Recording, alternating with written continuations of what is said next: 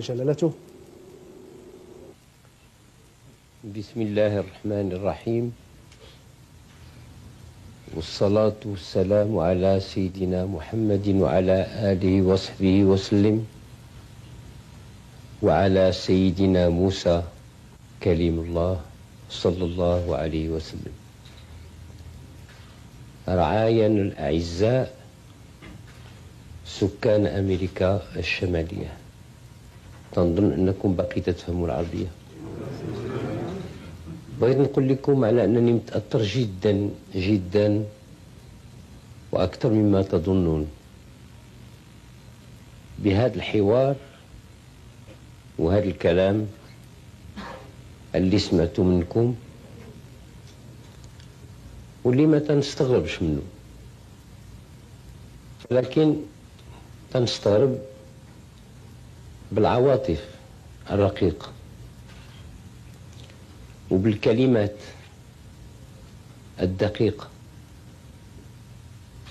وبالتعبير المغربي الأصيل اللي توجهت به لنا. جزاكم الله خيرا عنا، لأنني حييت معكم أوقات وطنية مغربية لن أنساها أبدا. عليكم أن تعلموا أنه في كل سنة حوالي أواخر شهر فبراير وأوائل شهر مارس عندي واحد الصديق يهودي في فرنسا، ماشي مغربي، سميتو الأستاذ ستيغ، عارفو من القديم. الحمد لله أنا ماشي مريض متاعو، ولكن تنعرف. فقلت له ودي احنا في الدين تاعنا الاحتفال بالأعياد الدينية كانت مسيحية ولا يهودية هو فرض على كل مسلم، فاحنا تنعرفو امتى تزاد سيدنا عيسى، ولكن بغينا نبداو نسلمو ونصليو كذلك على سيدنا موسى في ليلة ميلاده. فقال لي نظرا لكون الشهر اليهودي هو شهر قمري، كل سنة يتغير بيومين 3 أيام. السنة الماضية صدق في فبراير، ولكن عادة تيكون في أوائل مارس، وكلفتو أنه يومين أو 3 أيام قبل كل سنة يخبرني بذاك التاريخ. ومنذ ذلك اليوم، هذه دابا فوق 7 سنين أو 8 سنين، تيكتب لي تيقول لي يوم ازدياد رسول الله موسى عليه السلام، اللي هو يوم نتاع الموت ديالو، هو يوم كذا وكذا، وتيعلم له قادر فوتر ميزان ستيغ. فكل سنة في ذلك اليوم ربما أنا من المسلمين القلائل اللي تيصليوا على روح سيدنا موسى 100 مرة في ديك الليلة.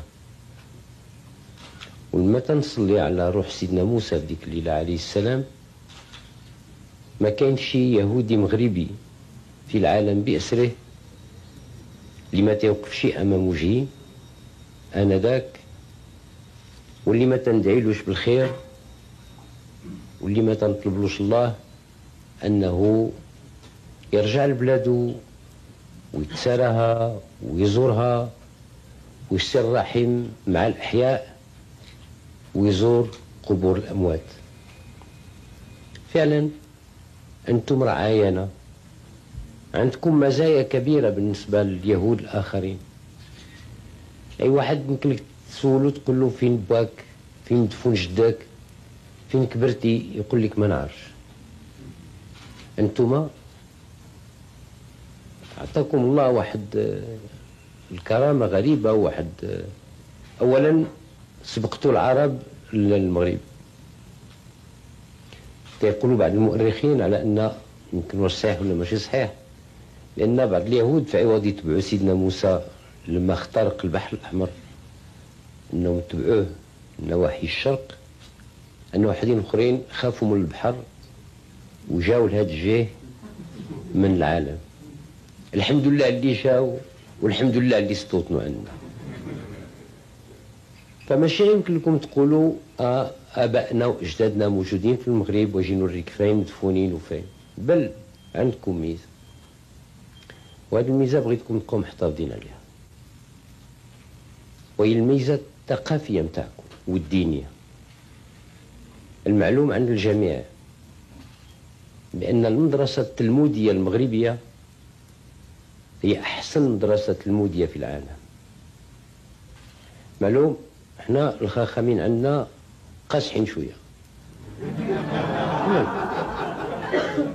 ما تيقولوا شي دغيا هذه ديما ربما تيقولوا هذه حامس ولا حرام ولا كذا، ولكن لا، تيجيو يستفتيوهم الرهبان من جميع العالم، جميع الخاخامين في العالم اللي تيبغوا يعرفوا شنو قال الدين اليهودي الحقيقي الأصيل، ما تيمشيوش المحل الآخر، تيجيو للمغرب باش يبحثوا على دينهم، كما أنكم تترجعوا للمغرب باش تبحثوا على ثقافتكم وأصالتكم. الله سبحانه وتعالى أسأل أن يخلي هذه الصلة بينكم وبين بلادكم دائما واقفة.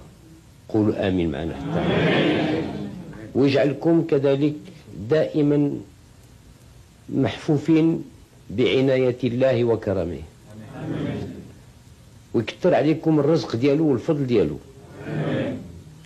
ويجعلكم تصلوا الرحم مع أخوانكم المسلمين في المغرب أكثر وأكثر، وكونوا على يقين دائما أننا كما كانوا أسلافنا وجدادنا وكما غادي يكونوا ولادنا وحفادنا، غادي تكونوا انتم كإخوانكم المسلمين طرف من اللحمة متاعنا.